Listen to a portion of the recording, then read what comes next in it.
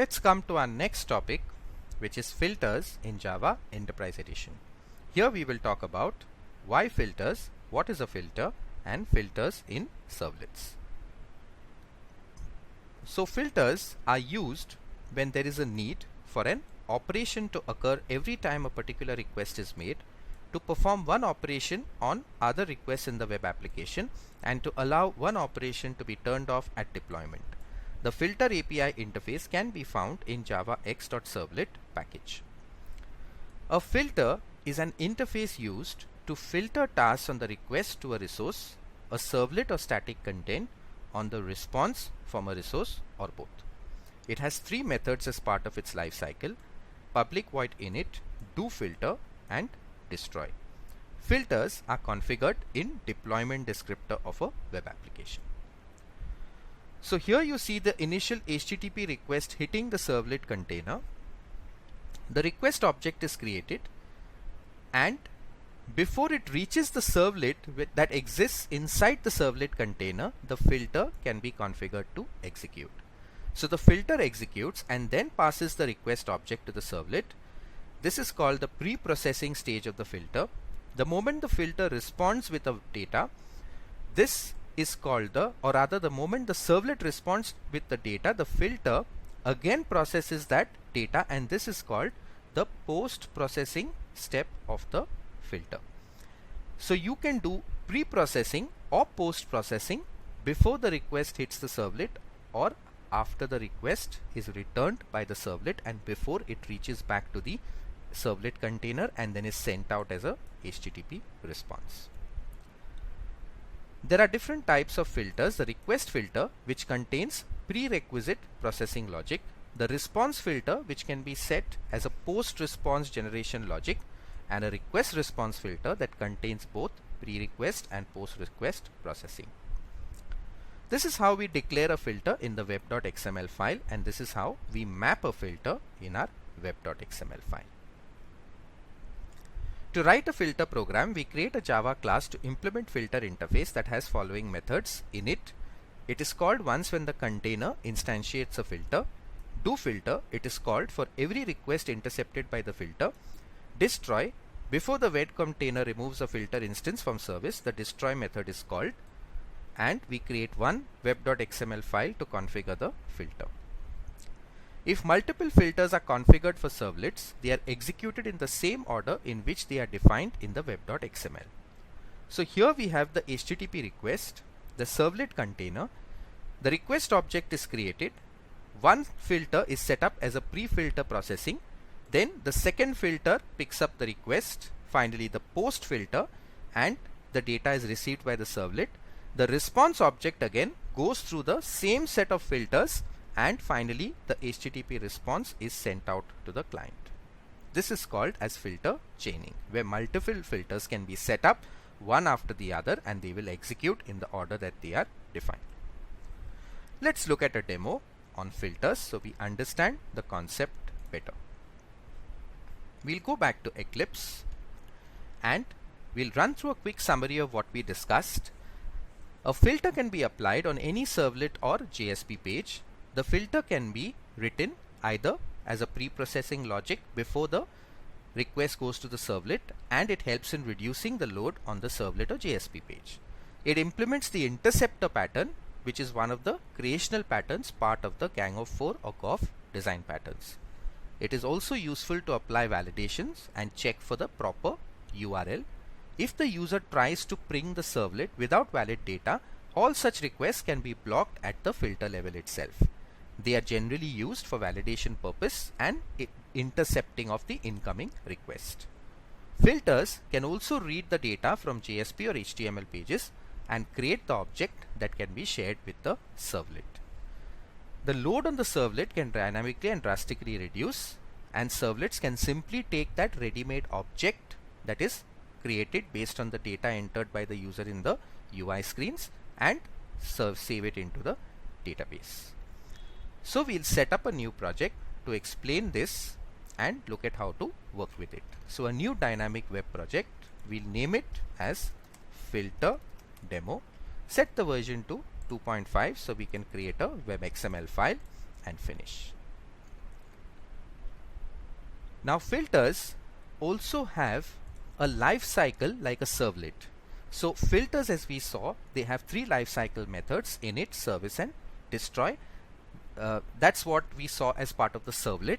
Now a filter, we saw in the slides that it has init, do filter and destroy methods as part of its life cycle. Similar to the init, service and destroy that the servlet has, a filter would have init, do filter and destroy.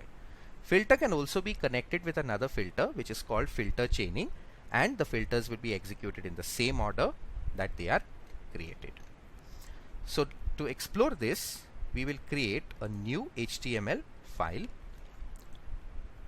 Let's call it index.html.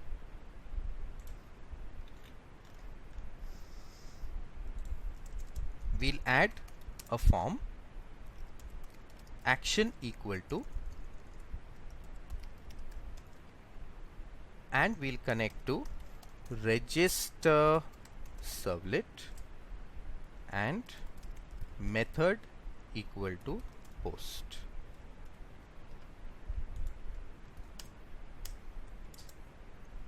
Here we say enter PAN number, input type equal to text, name equal to PAN, and input type equal to submit, value equal to validate.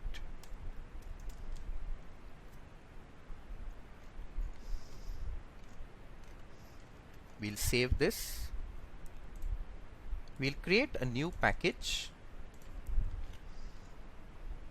call it com, add a new servlet, register servlet, that's what our form was hosting to, and we are only interested in setting up the service method.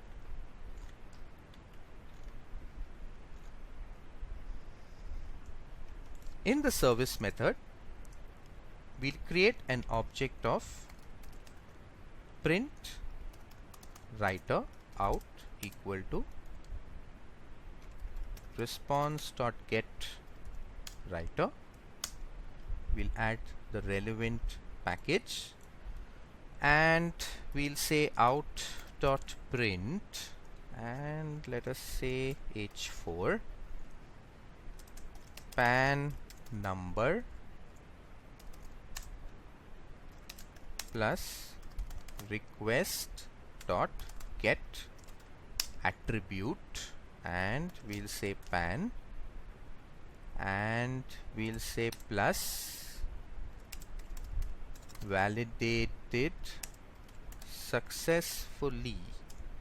Okay, and we will close on h4. Make this validated successfully. So here we have set up a filter, and you can see it extends. So rather, we have set up a servlet with a simple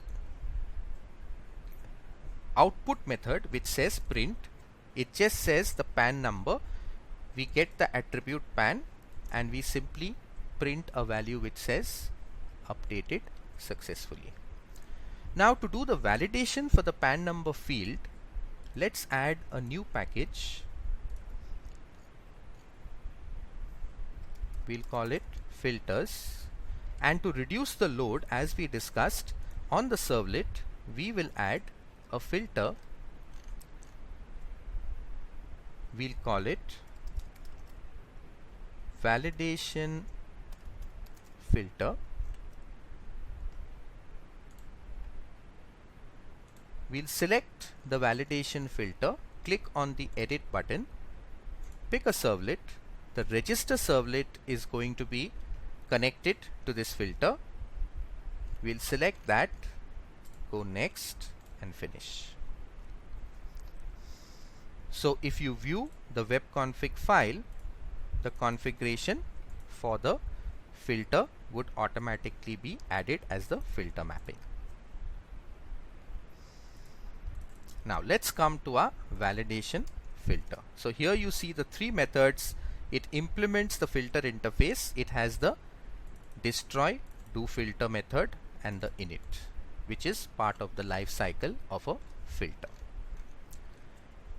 Let's go to the do filter method. So here we see a method called as chain.doFilter, and this will call the next servlet in the chain once this filter has executed its doFilter method.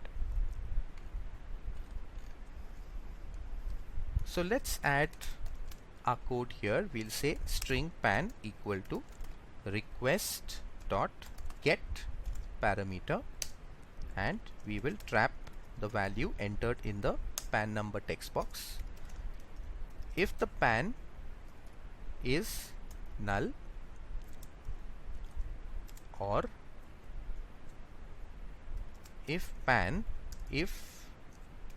the pan does not match, so we will give a match here, and we'll write a regex expression that the pan number should be having 4 digits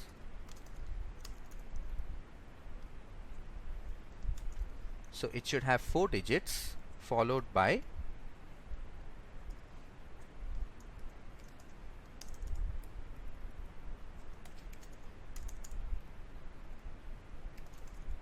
so let's say let's make it 5 alphabets. So it will start with 5 alphabets followed by 4 numeric numbers, and at the end of that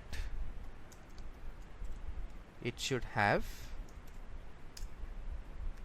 another 1 alphabet. So 5 alphabets, 4 digits, 1 alphabet. That's going to be the format that we are going to validate for, and this will be a pre-validation step before the servlet is hit, because we said a filter takes off the processing load of the servlet and does a pre-processing.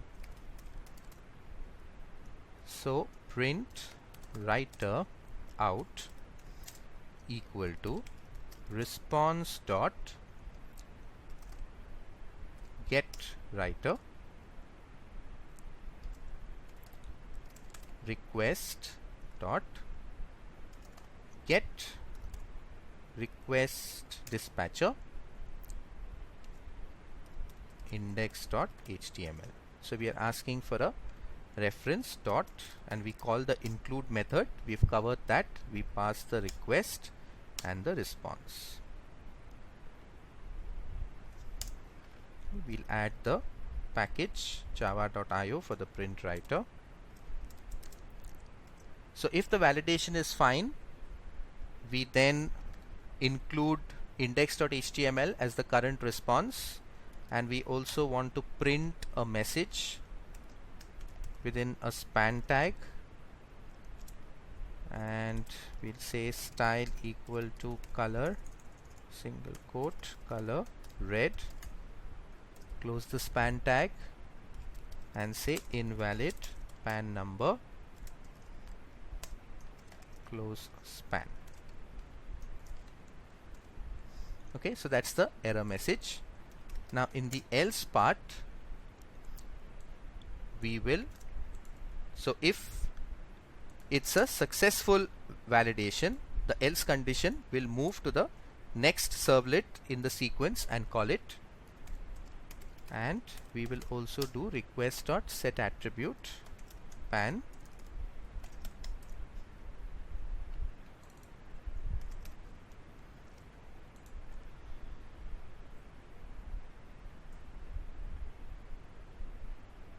so we'll store the pan value in the session. Okay, and the data that we stored inside the session object here by saying set attribute will be retrieved in the register servlet, because we are saying get attribute pan. So the pan number will be displayed successfully. Let's print some messages here.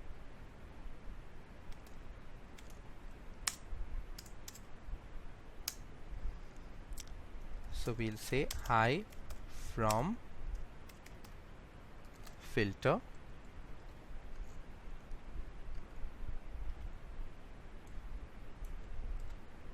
and in the register servlet we'll say hello from servlet, just so that we are able to get the right sequence outputted and you would come to know what is executed. And once we print the message, we'll say buy from servlet, copy this, go to the filter, and in the else, if all is well, we'll say buy from filter. We'll go to our index.html and execute. We just need the filter demo to run, so we'll restart our server.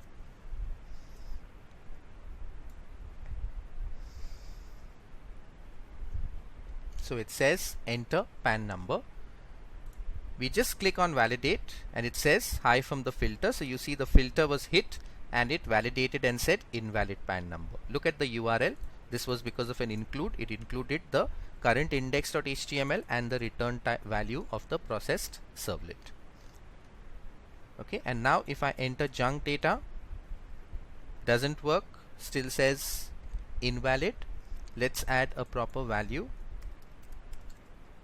digits, alphabets, 5 alphabets, 4 digits and 1 alphabet, and it says yes, PAN number validated successfully. You see it started with a hi from the filter, it went to the servlet, finished the servlet processing and came back to the filter and successfully printed the PAN value.